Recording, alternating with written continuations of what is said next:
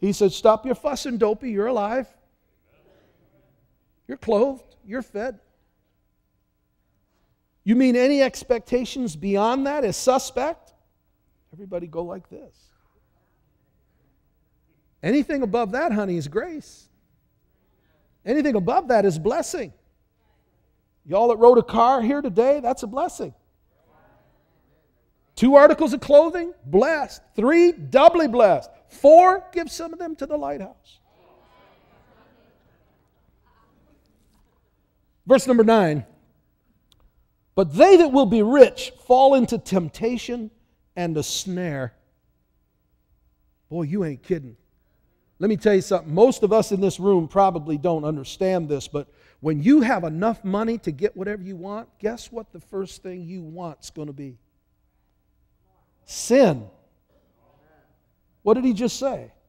They that will be rich fall into temptation and a snare.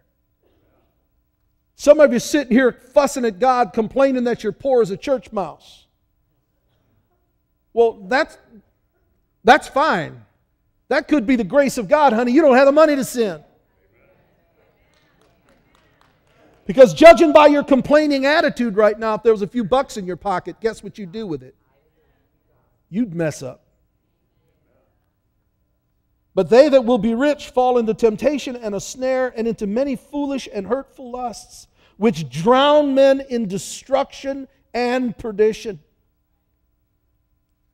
You know, I don't hear of any poor people going to jail because they've cheated people out of millions.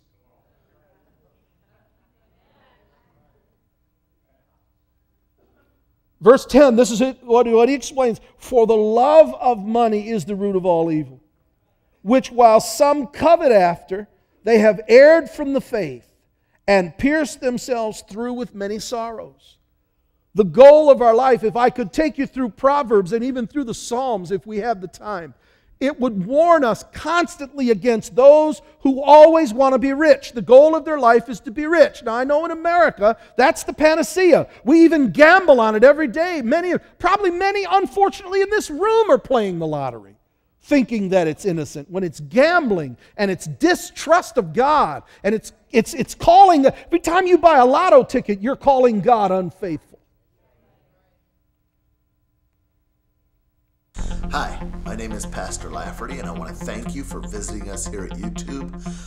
You're going to see this little snippet inside of each 5-minute segment, and the way to avoid that, by the way, is to go ahead and purchase the DVD or the CD of this message. You can do that on our website.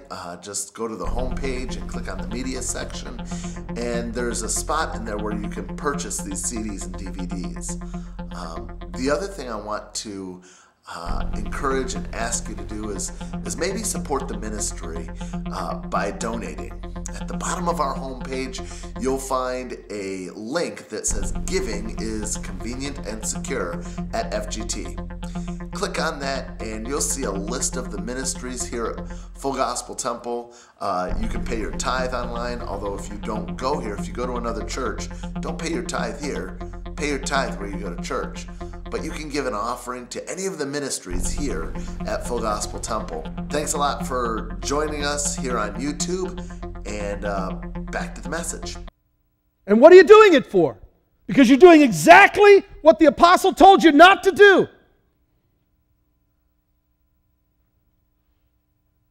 Standing in line one day getting some coffee in a place, and I saw this lady and her clothes were haggard, and she walked up there and she reached into her pocket and she pulled out this old rumply $20 bill and bought all of them, spent that whole $20 bill on lotto.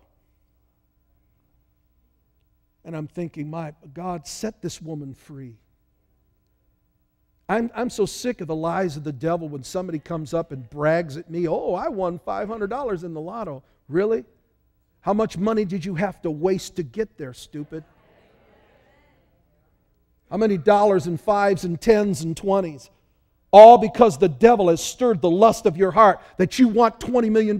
And what do you think you're going to do even if you did win $20 million? You'd destroy yourself, knucklehead. You say, how do you know that, Pastor? I know that because the Bible says if you're not faithful with a little, you won't be faithful with much. And it says if you can't handle a little, God's not going to give you any more. And I'm looking at your little, and you're not even doing what's right with that.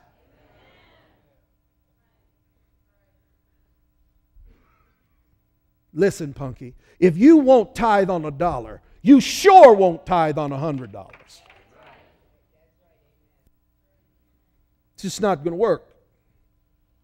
You see, we've got to do what's right because it's right. Go with me to Luke's Gospel, chapter 12. Luke chapter 12. Begin reading for your hearing, verse number 15. And he said unto them, take heed and beware of covetousness. Beware of covetousness. What is covetousness? Covetousness means I want more than I have, and I'll do whatever I can to get it. And every human being on the face of this earth has to deal with it, regardless of how much money you make or don't make. Because it is a sin of attitude. It is a sin of motive. It's an inside sin. Jesus told us that we have to be careful with it. Some folks think that we don't have any trouble with money because we don't have any. That's a lie. You probably don't have any because you do have problems with it.